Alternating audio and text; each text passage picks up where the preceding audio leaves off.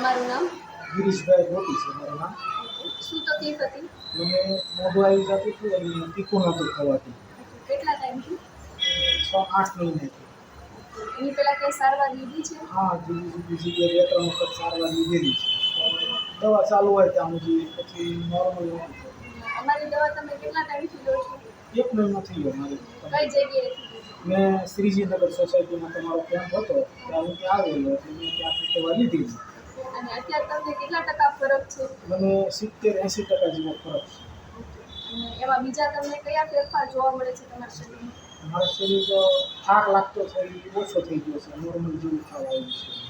હા, અને દવા તમને સ્વાદમાં કેવી લાગે છે? સ્વાદમાં તો કંઈ મને ફરક લાગતો નથી, બરાબર જ છે. કોઈ પ્રોબ્લેમ થતો નથી દવા લેવાથી. બીજા કાંઈ તમને દવા લીધી એ દરમિયાન તમને કોઈ ઇફેક્ટ દેખાણી હોય? ના, મને કોઈ કોઈ દેખાતું નથી. મતલબ કે દવા બરાબર જ છે, બરાબર?